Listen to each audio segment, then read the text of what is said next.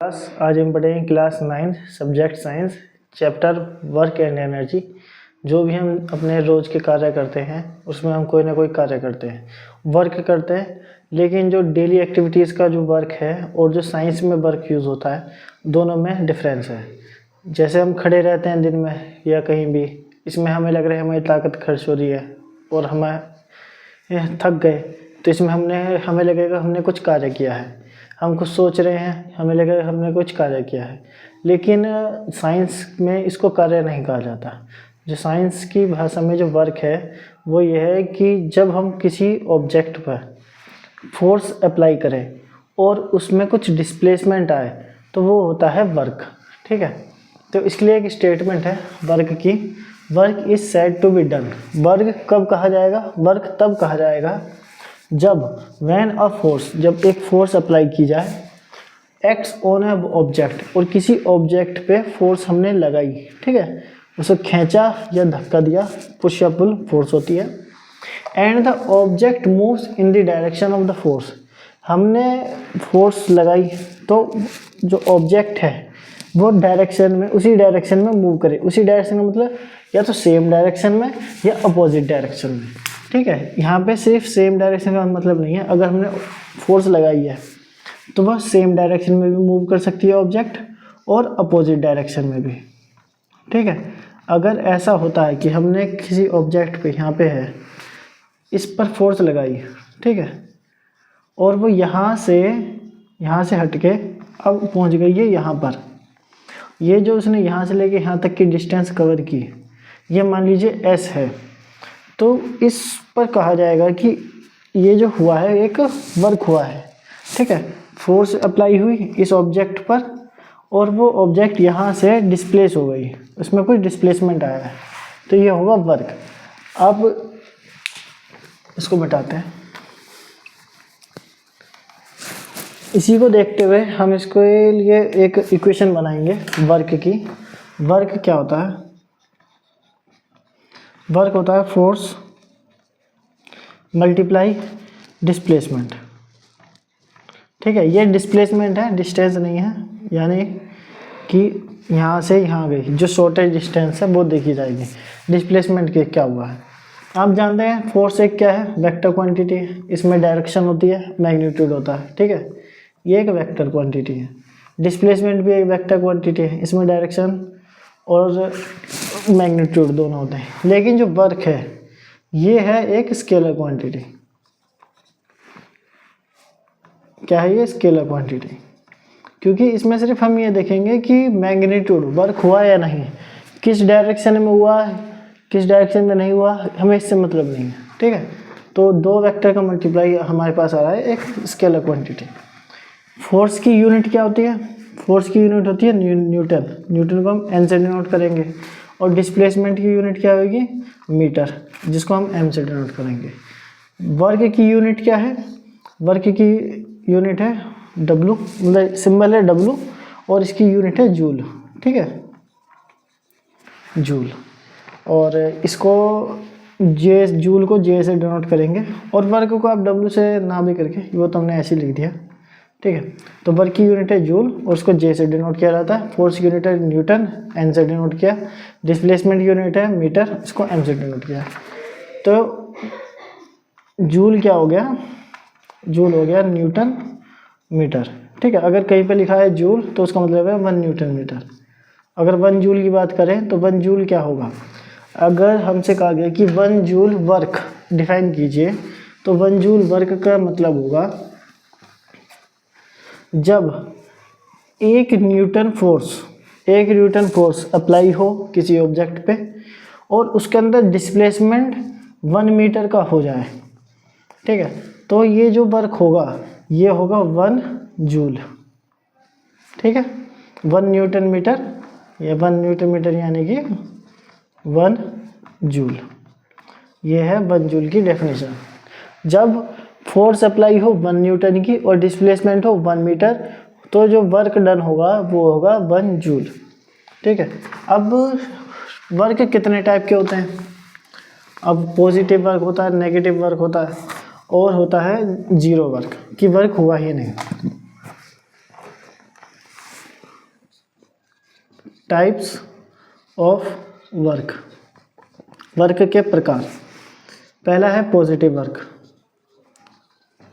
अब positive work कब कहा जाएगा? जब हमने फोर्स अप्लाई की और जो डिस्प्लेसमेंट है वो भी उसी डायरेक्शन में है, तो उसको कहेंगे पॉजिटिव वर्क। ठीक है, पॉजिटिव वर्क को लिखिए आप, force and displacement in same direction.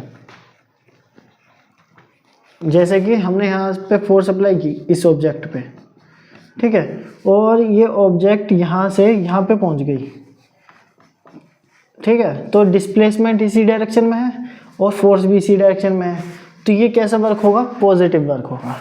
ठीक, और नेगेटिव वर्क क्या होगा फिर? नेगेटिव वर्क होगा जब हम फोर्स अप्लाई करें और जो डिस्प्लेसमेंट है वो उसके अपोजिट डायरेक्शन में है। ठीक है, नेगेटिव वर्क, नेगेटिव वर्क है फोर्स एंड डिस्प्लेसमेंट।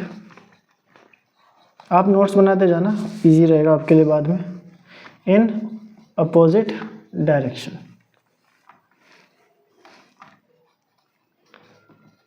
मान लीजिए आप फोर्स इधर लगा रहे हैं लेकिन डिस्प्लेसमेंट नहीं हो रहा, डिस्प्लेसमेंट हो रहा है इस डायरेक्शन में। ठीक है, तो इसमें होगा, क्या होगा? ये नेगेटिव वर्क। जैसे इसमें फोर्स है फ्रिक्शन, आप फ्रिक्शन मान लीजिए लगा रहे हैं, कोई ऑब्जेक्ट नॉर्मली मूव कर रही है यूनिफॉर्म मोशन में, ठीक है, ऐसे मूव कर रही है, लेकिन इसमें क्या है कि फ्रिक्शन जो है जैसे ग्राउंड में मूव कर रही है, फ्रिक्शन फोर्स इसके अपोजिट डायरेक्शन लगेगा। अगर ये इधर मूव कर रही है तो फ्रिक्शन फोर्स इधर से मूव करेगी। अब क्या है कि पहले तो ये मान लीजिए यूनिफॉर्मली इधर मूव करती रहती, लेकिन अब जो डिस्प्लेसमेंट है इसका, पहले अगर मान लीजिए यहाँ तक आता, अब फोर्स, इस वाली फोर्स के कारण अब डिस्प्लेसमेंट इधर तक रह गया। ठीक है, तो ये जो है डिस्प्लेसमेंट और नेगेटिव डायरेक्शन अपोजिट है, फोर्स इधर से लग रही है फ्रिक्शन की और डिस्प्लेसमेंट इस डायरेक्शन में है, पहले ज़्यादा होता अब कम होता हो गया, तो ये जब अपोजिट डायरेक्शन में होंगे तो ये कहा जाएगा नेगेटिव वर्क। ठीक है, जब फोर्स की और डिस्प्लेसमेंट की डायरेक्शन दोनों अपोजिट हों तो इसको कहेंगे नेगेटिव वर्क। एग्जाम्पल में आप लिख लीजिए फ्रिक्शन। अब है आता है जीरो वर्क। जीरो वर्क क्या होगा? देखिए अभी तक मैंने बताया कि फोर्स और डिस्प्लेसमेंट सेम डायरेक्शन में है, फोर्स और डिस्प्लेसमेंट अपोजिट डायरेक्शन में, लेकिन अगर अब जीरो वर्क में फोर्स एक डायरेक्शन में होगा और डिस्प्लेसमेंट क्या है कि अपोजिट है, वो परपेंडिकुलर होगा इसके। ठीक है, फोर्स लग रही है ऐसे और डिस्प्लेसमेंट हो रहा है ऐसे, इन दोनों के बीच में 90 डिग्री का एंगल है। ठीक है, या फिर डिस्प्लेसमेंट इधर हो रहा है और फोर्स लग रही है नीचे या ऊपर। ठीक है, कोई किसी भी डायरेक्शन में, लेकिन उनके बीच में एंगल क्या है? 90 डिग्री। ठीक, तो नो डिस्प्लेसमेंट, जब डिस्प्लेसमेंट ही ना हो, और एक रीज़न और होता है डिस्प्लेसमेंट ना हो। ठीक है, हमने फोर्स लगाई लेकिन डिस्प्लेसमेंट नहीं हुआ।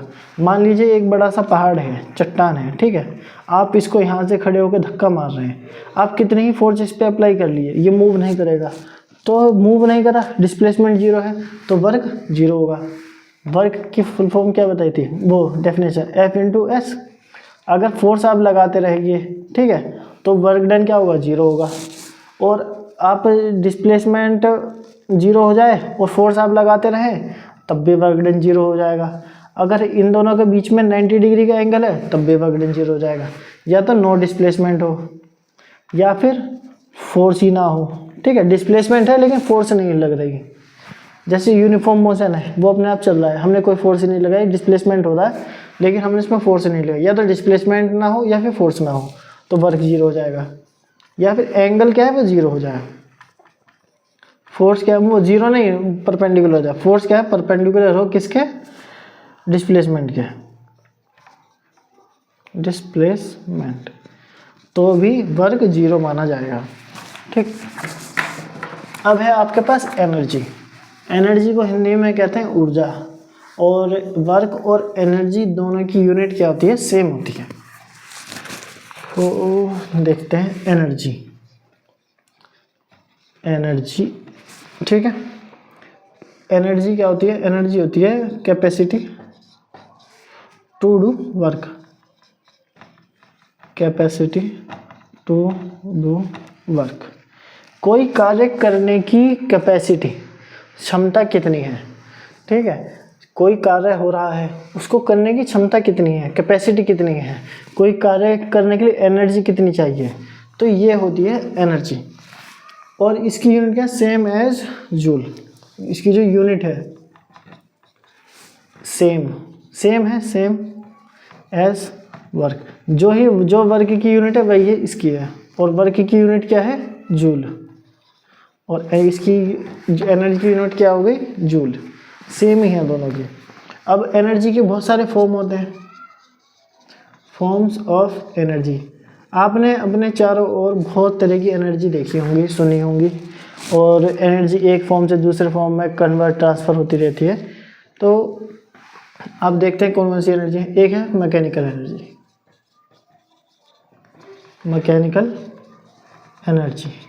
मैकेनिकल एनर्जी में दो पार्ट है।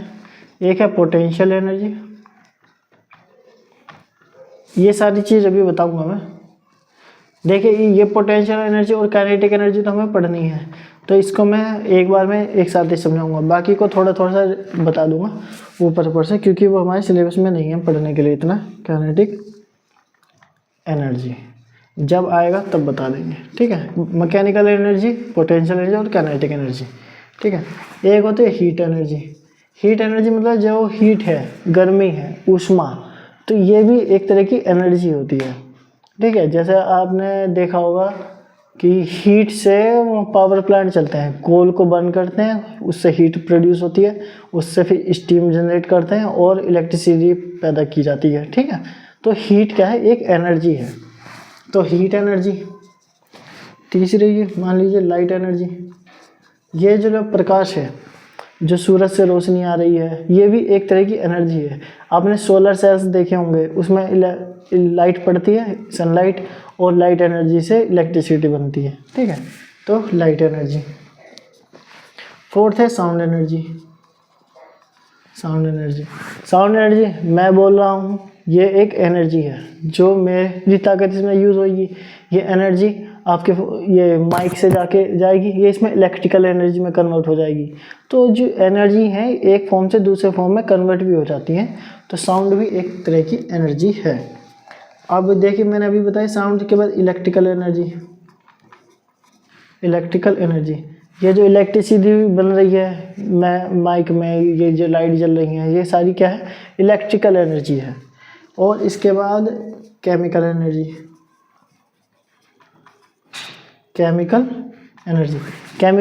कहाँ होती है, आपने देखा जो हमारे पास सेल होते हैं छोटे से, है ना, सेल जो घड़ी में डलते हैं, पेंसिल सेल, ठीक है, डबल ए टाइप सेल। तो ये जो भी सेल है, ये इनमें होती है केमिकल एनर्जी। ये केमिकल एनर्जी से इलेक्ट्रिसिटी पैदा होती है, तो केमिकल एनर्जी से इलेक्ट्रिसिटी बनी है, तो यहाँ भी केमिकल चेंज हो रहा है। तो ये जो केमिकल एनर्जी है, ठीक है। तो ये इतनी टाइप की हमारे पास केमिकल एनर्जी है। तो इसमें हमें इन सभी को नहीं पढ़ना इस चैप्टर में, हमें इस चैप्टर में इन दोनों को पढ़ना है, पोटेंशियल एनर्जी और काइनेटिक एनर्जी। तो ये मिटा देता हूँ और ये बताता हूँ आपको।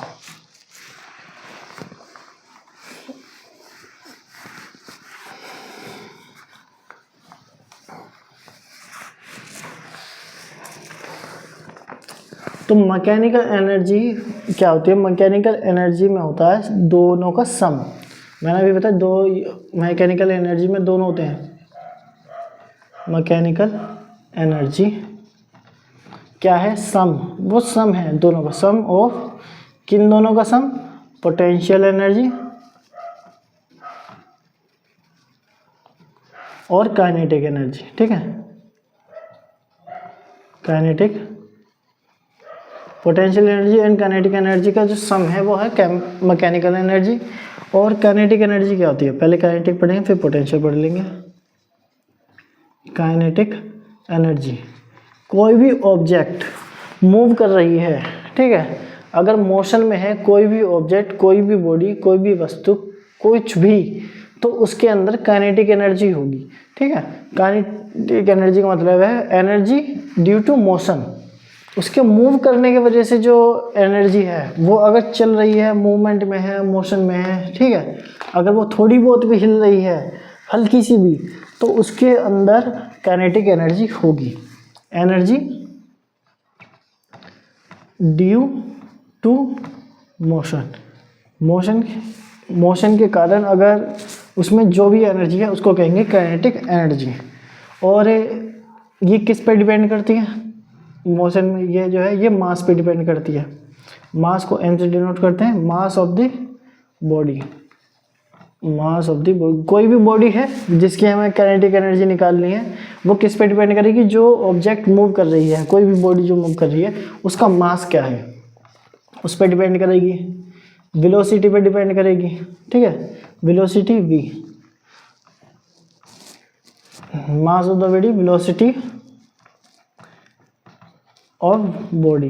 ठीक है, वो जिस भी वेलोसिटी से मूव कर रही है, चाहे छोटी से छोटी है, चाहे फास्ट से फास्ट है, जितनी भी तेज चले, चाहे जितना भी स्लो चले, अगर वो मूवमेंट में है, अगर वो मोशन में है, तो उसके अंदर काइनेटिक एनर्जी होगी ही होगी।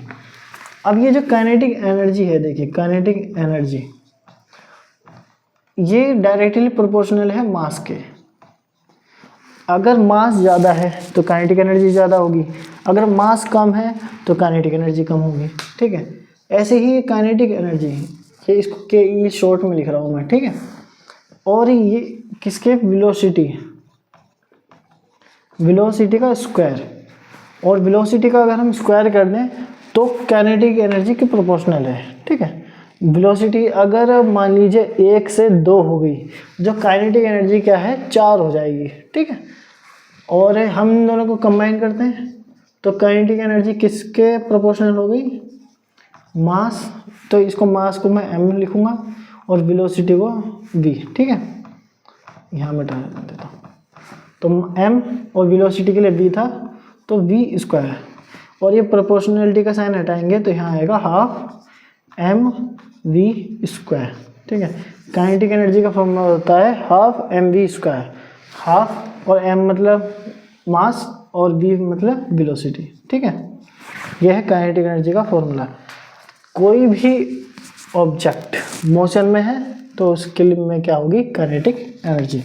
तो अब देखते हैं पोटेंशियल एनर्जी।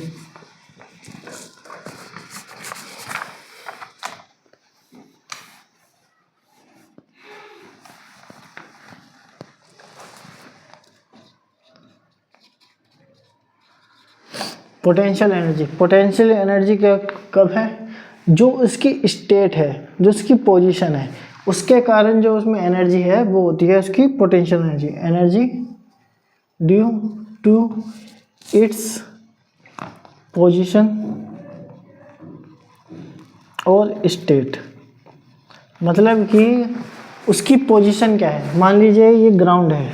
ठीक है, ग्राउंड पर कोई ऑब्जेक्ट है, यहाँ पे कोई ऑब्जेक्ट है, तो इसकी जो पोटेंशियल एनर्जी है वो कम है, मतलब 0 है। और अगर हम इस ऑब्जेक्ट को यहाँ से ले जाके इस किसी हाइट पर ले जाएं, ठीक है, ये कोई h हाइट हो गई यहाँ से यहाँ तक की, तो इसके अंदर कुछ पोटेंशियल एनर्जी गेन हो जाएगी। ठीक है, एनर्जी ड्यू टू इस पोजीशन। इसकी पोजीशन क्या है? इसकी पहले ग्राउंड में थी तो इसके अंदर पोटेंशियल एनर्जी नहीं थी, अब ये यहाँ से ऊपर आ गई तो इसके अंदर क्या आ गई? पोटेंशियल एनर्जी आ गई। ये हाइट इसकी बढ़ गई तो पोजीशन के अनुसार। मान लीजिए ये कोई स्प्रिंग है। ठीक है, ये नॉर्मल है, इसके अंदर पोटेंशियल एनर्जी है या बिल्कुल कम है। अगर मैं इसको स्ट्रेच कर दूं, इसको यहाँ से फोर्स लगा के इधर को खींच दूं और इसको फोर्स लगा के इधर को खींच दूं, ये ऐसे लंबा लंबा हो जाएगा। ठीक है, तो इसके अंदर अब क्या आ गई? इसके अंदर आ गई है पोटेंशियल एनर्जी। ये इसकी स्टेट चेंज कर दी हमने। ये पहले पतला सा था, हम इसको खींचा तो खींच के अंदर से पोटेंशियल एनर्जी आ गई। जैसे ही हम इसको यहाँ से जो हमने फोर्स लगा रखी है इधर की तरफ, अगर हम इसको रिलीज़ कर दें तो ये फिर से ये अपने पुरानी उस स्टेट में आ जाएगी। तो इसमें कुछ मोशन होगा तो जो पोटेंशियल एनर्जी है वो काइनेटिक में चेंज होगी और फिर इससे ये काइनेटिक वाली फिर से पोटेंशियल में आ जाएगी। ठीक है, पोटेंशियल 0 हो जाएगा इसका। या भी इसमें पोटेंशियल एनर्जी है। ये इसकी स्टेट चेंज कर दी। मान लीजिए बलून है, ठीक है, बलून को अगर हम इधर से और उधर से प्रेस करें, ठीक है, तो जब उसको प्रेस करेंगे तो उसमें कुछ पोटेंशियल एनर्जी गेन हो जाएगी। अगर मान लीजिए कोई रबर बैंड है, रबर बैंड इतना सा है, हमने उसको यहाँ से पकड़ा और यहाँ से पकड़ा, उसको स्ट्रेच कर दिया, अब वो ऐसे पतला सा हो गया और ऐसे स्ट्रेच हो गया है, ठीक है, और जब हम इसको छोड़ेंगे तो वापस आ जाएगा। तो स्ट्रेच करने से इसमें क्या है, पोटेंशियल एनर्जी आ गई। Energy due to its position, यहाँ से हमने इसकी पोजीशन बदल दी तो इसमें एनर्जी गेन हो गया। हमने इसका स्टेट चेंज कर दिया, जैसे इसको प्रेस कर दें, कंप्रेस कर दें, स्ट्रेच कर दें, इसको दबा दें, खींचें, कुछ भी करें, तो इसमें क्या है, पोटेंशियल एनर्जी गेन होती है। तो ये पोटेंशियल एनर्जी होगी। अब ये जो एनर्जी है, ये सारी एनर्जी तो अलग है, इसको भूल जाइए। हमारे लिए ये वाली एनर्जी काम की है जो हमें पढ़नी है। इसमें जो एनर्जी किसके कारण हो, ग्रेविटेशन के कारण हो। यहाँ पे ये ऑब्जेक्ट थी ग्राउंड पे, तो इसकी पोटेंशियल एनर्जी 0 थी। अब ये हाइट पे चली गई तो इसके अंदर कुछ पोटेंशियल एनर्जी आ गई। ये जो एनर्जी ड्यू टू क्या है, ग्रेविटेशन, तो उसको क्या कहते हैं, potential energy due to gravitational, ठीक है, ग्रेविटेशनल पोटेंशियल एनर्जी। जब potential energy due to height के कारण, ये जो हाइट आई, इस हाइट के कारण अगर पोटेंशियल एनर्जी है तो हम क्या कहेंगे इसको, ग्रेविटेशनल पोटेंशियल एनर्जी। यार ग्रेविटेशनल पोटेंशियल एनर्जी, ठीक है। और ग्रेविटेशनल पोटेंशियल एनर्जी जो है, तो ये क्या है, इसमें वर्क डन। देखिए कुछ कार्य हुआ होगा, यहाँ पे ये ऑब्जेक्ट है, हम इसको ग्रेविटी के अगेंस्ट ऊपर उठाएंगे, ठीक है, तो ये क्या है, एक फोर्स लग रही है नीचे, ठीक है, जो जी है, जो ग्रेविटी है, और हमने इसको ऊपर लेके गए, एक फोर्स हमने लगाई है ऊपर, ठीक है, और इस फोर्स से, और इसमें डिस्प्लेसमेंट भी हुआ है, तो फोर्स भी लगी है और डिस्प्लेसमेंट भी है। डिस्प्लेसमेंट कितना, h जितना। तो इसमें क्या हो गया, ये है एक वर्क डन। हम वर्क डन ही तो पढ़ रहे थे अब तक, तो इसमें वर्क डन हुआ है, work done in gravitational potential energy में एक वर्क डन होता है। Work done in raising it from the ground to that point against gravity. हमने एक वर्क डन किया है ग्रेविटेशनल पोटेंशियल एनर्जी में, हमने एक वर्क डन किया। वो क्या वर्क डन किया कि हमने उस ऑब्जेक्ट को एक हाइट तक लेके गए, raising it from the ground to the point against gravity. Gravity के अगेंस्ट हमने कोई कार्य किया है, उसमें फोर्स हमने ऊपर की तरफ लगाई, उसमें कोई डिस्प्लेसमेंट हुआ है, तो वर्क डन हुआ है, ठीक है, work done in raising it above some height, ठीक। तो ये हो गया।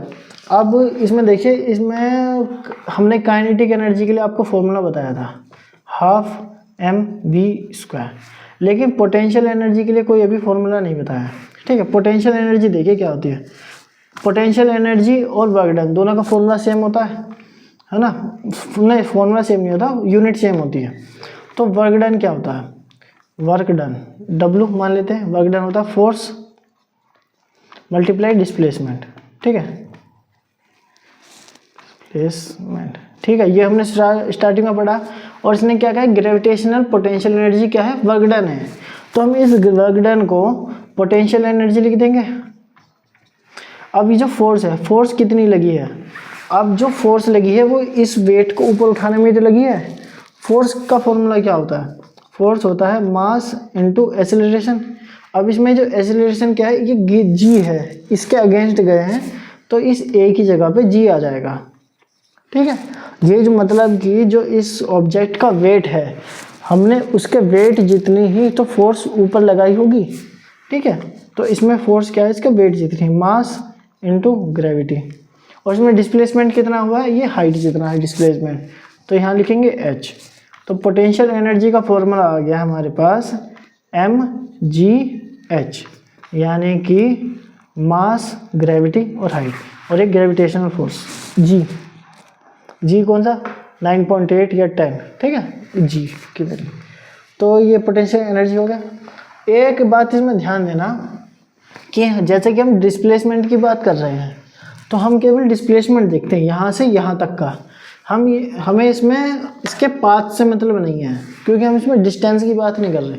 अगर कोई इस ऑब्जेक्ट को यहाँ से उठाए, फिर यहाँ ले जाए, फिर यहाँ रख दे, ठीक है, हवा में ही है, फिर ऐसे उठा के यहाँ लाए और फिर यहाँ से ले जाके यहाँ तक ले आए, ठीक है, तो हमें यहाँ से यहाँ तक फाइनल हाइट देखनी है, हमें इस पाथ से कोई मतलब नहीं, ठीक है। हमें देखना है डिस्प्लेसमेंट हुआ इसका यहाँ से यहाँ तक, और कितनी फोर्स लगी है वो, तो इसमें पोटेंशियल एनर्जी कितनी होगी, ठीक है। तो उसमें कितनी पोटेंशियल एनर्जी गेन की है इसने यहाँ पे आने पे, वो है mgh, ठीक। तो मास मल्टीप्लाई ग्रेविटी मल्टीप्लाई हाइट, तो इसकी पोटेंशियल एनर्जी आ गई। और ये किस पे फर्क नहीं पड़ता इससे, does not depend on path. ये बात आप इस बात से समझ सकते हैं कि हम डिस्प्लेसमेंट की बात कर रहे हैं, डिस्टेंस की बात नहीं कर रहे। तो डिस्प्लेसमेंट में पाथ का कोई रोल ही नहीं होता। अब अगला है law of conservation of energy, ये मिटाता हूँ मैं।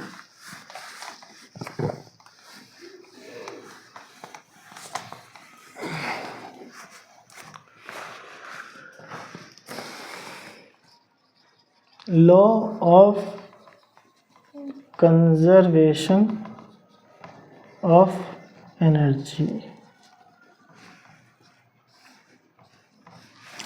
एनर्जी का लॉ ऑफ कंजर्वेशन क्या है? Law of conservation of energy ये कहता है कि जो एनर्जी है कभी भी ना तो बनेगी और ना ही डिस्ट्रॉय होगी, वो केवल अपनी एक फॉर्म से दूसरी फॉर्म में चेंज हो जाती है, ठीक है। आप एनर्जी को कभी क्रिएट नहीं कर सकते और कभी उसको डिस्ट्रॉय नहीं कर सकते। Energy can neither be created not destroy. जैसे कि मास की आपने पढ़ी थी, मास की अगर आप हो तो mass can neither be created not destroy, mass को भी नहीं कर सकते उसी तरह एनर्जी को भी नहीं कर सकते। जब आप हायर क्लासेस में जाएंगे तब आपको पता चलेगा कि मास का और एनर्जी का एक रिलेशन होता है, ठीक है। तो energy can neither be created nor destroyed. Energy को ना तो आप क्रिएट कर सकते हैं ना ही डिस्ट्रॉय कर सकते हैं। तो फिर ये जो एनर्जी है, इतनी सारी एनर्जी जिसको हम यूज़ करते हैं, जैसे इलेक्ट्रिक एनर्जी, साउंड एनर्जी, ठीक है, तो ये सब एनर्जी कहाँ से आती है?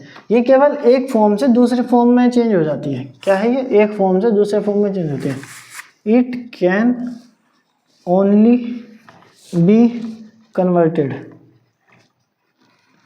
From one form to another. एक फॉर्म से दूसरे फॉर्म में कन्वर्ट हो जाती है और कुछ नहीं होता।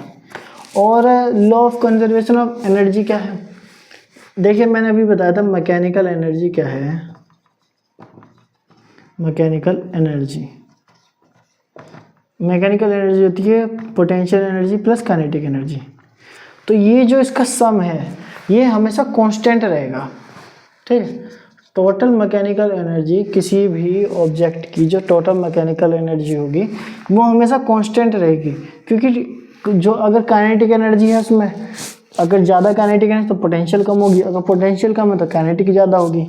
तो उन दोनों में ये आपस में इंटरचेंज होती रहती हैं। पोटेंशियल एनर्जी काइनेटिक में ट्रांसफर हो जाएगी, काइनेटिक पोटेंशियल में हो जाएगी, लेकिन जो टोटल मैकेनिकल एनर्जी है ये हमेशा कांस्टेंट रहेगी, ठीक है, ये कभी चेंज नहीं होगी। तो मैं आपको इन दोनों फॉर्मूला बता चुका हूँ और टोटल मैकेनिकल एनर्जी बता चुका हूँ, इसका सम होता है, ठीक है। तो यही है law of conservation of energy. अब पढ़ते हैं work energy theorem. Work energy theorem क्या है? वर्क और एनर्जी में कुछ रिलेशन है, लेकिन वर्क और जो एनर्जी है दोनों की यूनिट सेम है। तो देखते हैं क्या है वर्क एनर्जी थ्योरम।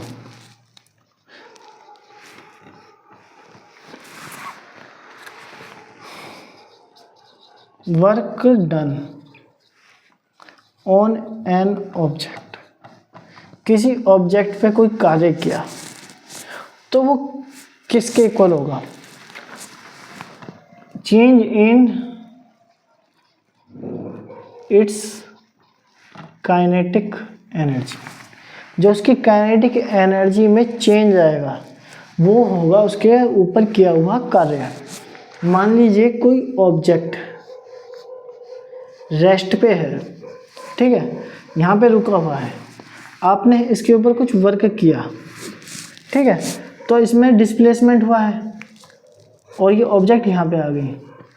डिस्प्लेसमेंट हुआ तो मतलब इसमें कुछ मोशन आया, मोशन आया तो इसने कुछ काइनेटिक एनर्जी गेन की, ठीक है, तो मतलब इसकी काइनेटिक एनर्जी अगर ये रेस्ट पे थी तो यहाँ पे काइनेटिक एनर्जी क्या है? 0 हो गई, ठीक। और ये जब यहाँ पर आया तो इसके पास कुछ काइनेटिक एनर्जी गेन थी, ठीक है, कुछ काइनेटिक एनर्जी थी, तभी ये डिस्प्लेसमेंट हुआ है, मोशन। तो ये कह रहा है कि जो वर्क डन है ये चेंज इन काइनेटिक एनर्जी है, यानी कि काइनेटिक एनर्जी फाइनल जो होगी, अगर हम उसमें से काइनेटिक एनर्जी इनिशियल को माइनस कर दें तो हमारे पास वर्क डन आ जाएगा। इसका ये कहने का मतलब है कि ज़रूरी नहीं हमें हमेशा वर्क डन निकालने के लिए, ठीक है, जैसे वर्क डन निकालना है तो हमारे पास फोर्स और डिस्प्लेसमेंट होना चाहिए। ज़रूरी नहीं हमारे पास हमेशा फोर्स और डिस्प्लेसमेंट हो ही जिससे हम वर्क डन निकाल सकें। ऐसा भी हो सकता है कि हमें ऑब्जेक्ट का मास पता हो, ठीक है, और उसकी वेलोसिटी पता हो, तो हम काइनेटिक एनर्जी निकाल देंगे मास और वेलोसिटी का यूज़ करके। वो पहले इनिशियल वेलोसिटी कितनी थी, फाइनल कितनी थी। मान लीजिए ये तो मैंने कह दिया कि रेस्ट पे थी, अगर वो यहाँ पर भी किसी वेलोसिटी से मूव कर रही थी, मान लीजिए वो u वेलोसिटी से मूव कर रहा था पहले, ठीक है, और यहाँ पे इसकी वेलोसिटी हो गई v, मतलब हमने उसकी वेलोसिटी भी चेंज की है, ठीक है। अगर वो पहले धीरे धीरे धीरे धीरे धीरे धीरे मूव कर रहा था, हम आए, हमने इस पर फोर्स अप्लाई किया, तो अब वो तेज़ी से ऐसे पहुँच गया यहाँ पे, तो उसकी वेलोसिटी बढ़ गई, वेलोसिटी बढ़ी तो मतलब उस पर कुछ वर्क हुआ है, ठीक है। तो वर्क क्या है, वर्क को कैसे बताएंगे इसमें? अब इसमें बताएंगे काइनेटिक एनर्जी से। फाइनल काइनेटिक एनर्जी कितनी आ गई और इनिशियल कितनी थी, उसको उन दोनों को माइनस करेंगे तो वर्क डन आ जाएगा, ठीक है। तो इसके लिए फॉर्मूला लिखते हैं।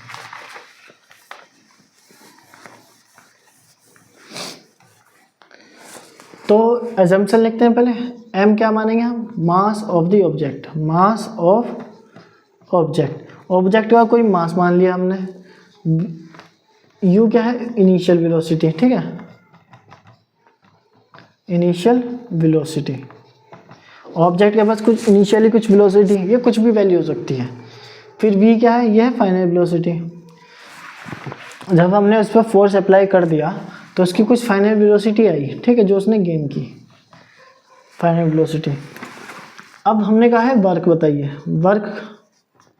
Work done, change in kinetic energy, change है तो पहले kinetic energy final minus kinetic energy initial.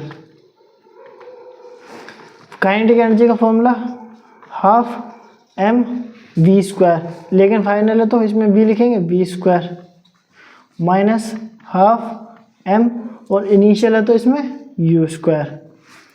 इसमें से हाफ m को कॉमन ले लीजिए, हाफ m, और ये v square minus u square. ये है वर्क डन का फॉर्मूला। ये क्या होगा? वर्क एनर्जी थ्योरम कि वर्क डन क्या होगा? Change in kinetic energy. ये इसका फॉर्मूला हो गया, ठीक है। तो अब देखते हैं पावर। पावर क्या होता है?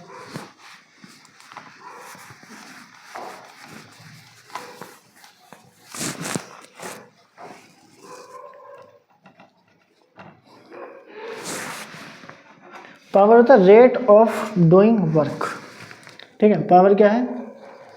किस गति से, किस स्पीड से कोई कार्य हो रहा है, ठीक है। रेट ऑफ डूइंग वर्क, किस गति से, किस स्पीड से कोई कार्य हो रहा है। स्पीड क्या है? कार्य के करने की स्पीड क्या है? Speed of work done. Work done की स्पीड क्या है? तो power equal to work upon time. जो भी वर्क है उसको टाइम से डिवाइड कर दीजिए कि कोई कार्य हुआ, ठीक है।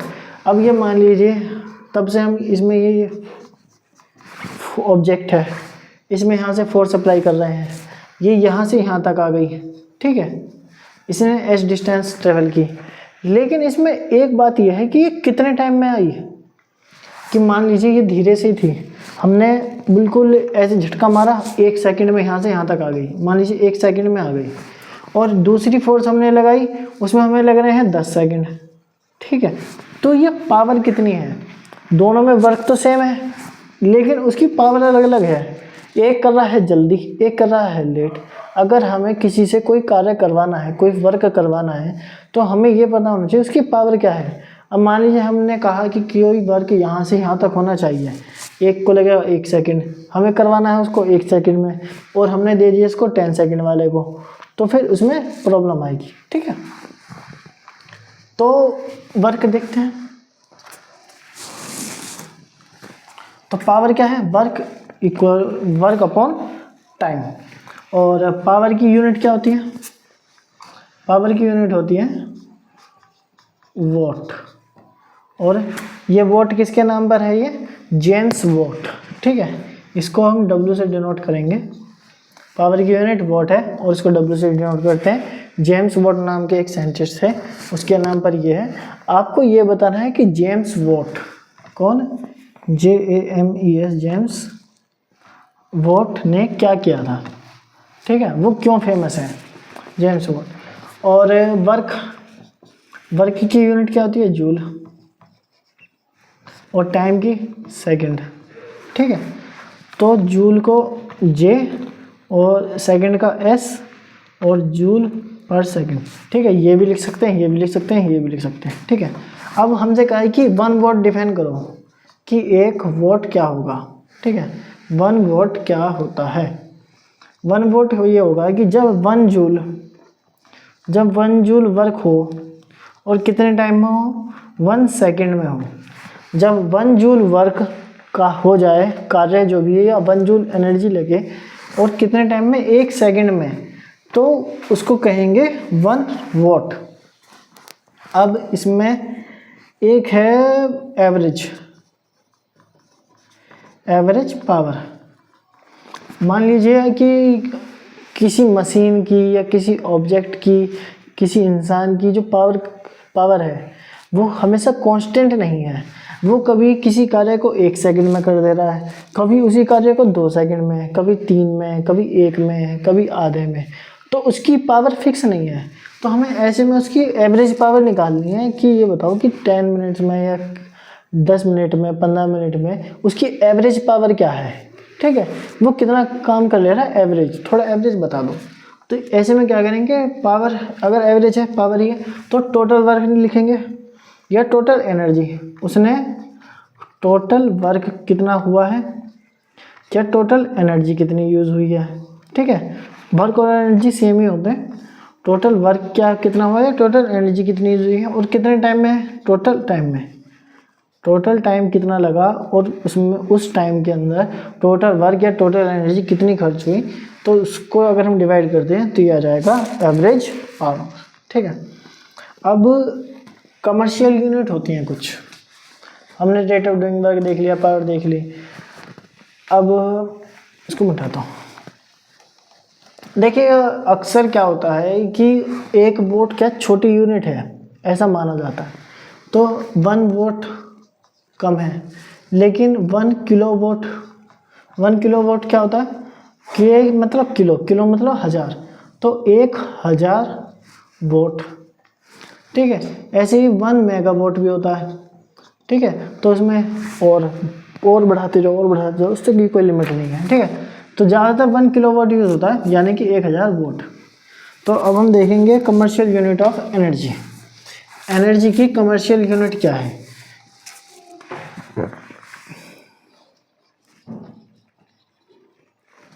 MERCIL,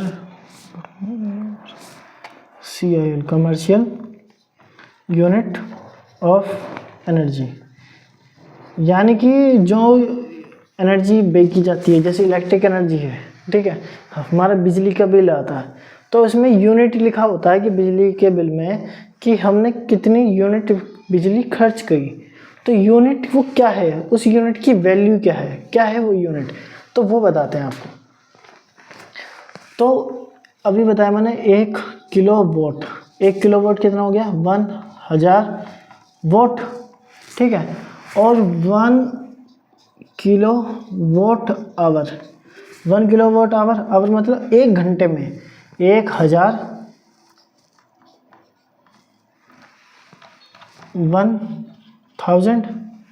वाट मल्टीप्लाई आवर्स। देखिए 1 घंटे में होते हैं 60 मिनट्स, ठीक है, और 1 मिनट में होते हैं 60 सेकेंड्स, ठीक है। तो 1 घंटे में कितनी सेकेंड्स होंगी, 60 मल्टीप्लाई 60 यानी कि 3600 सेकेंड्स, ठीक है। तो यहाँ पे अब मैं क्या लिखूँगा 3600 सेकेंड्स। तो वोट और सेकंड को मल्टीप्लाई करके क्या आ रहा था, आप देखें, जैसे मैंने 1 वोट की डेफिनेशन लिखी थी, 1 volt equal to joule upon, देखो power equal to work upon time, ये याद है आपको, वर्क की यूनिट जूल, टाइम की सेकंड, ठीक है, पावर की वोट। और अगर मैं वोट को और सेकंड को मल्टीप्लाई कर दूँ, वोट है और सेकंड है, इन दोनों को मल्टीप्लाई किया, जैसे वोट और सेकंड है तो मेरे पास क्या आएगी जूल। तो इन दोनों को वोट और सेकंड को मल्टीप्लाई करके हम क्या लिखेंगे जूल। और यहाँ पे देखिए कितनी जीरो है, 336 है, तो ये लिखेंगे 3.6 मल्टीप्लाई 10 की पावर 3 2 5 और देखिए 6 जूल, यानी कि 1 किलोवाट आवर क्या होता है 33.6 इंटू 10 की पावर 6 जूल, ठीक। और जो एक यूनिट है, यूनिट ऑफ इलेक्ट्रिसिटी,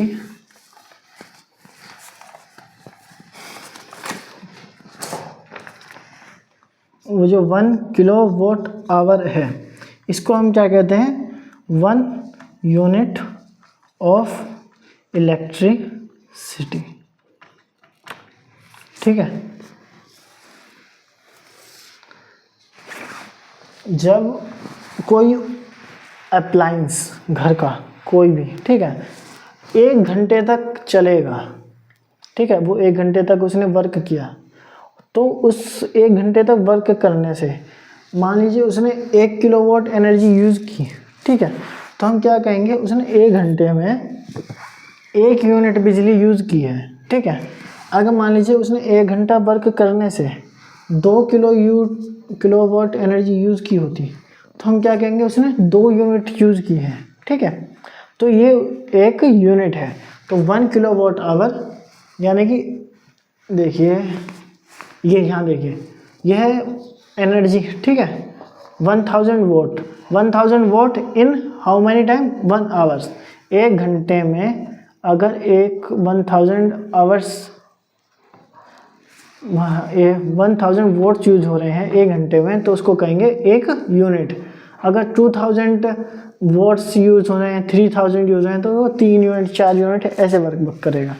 तो आपको क्या याद रखना है कि 1 किलोवाट आवर्स होता है 3.6 इंटू 10 की पावर 6 जूल, यूनिट सभी को याद रखना।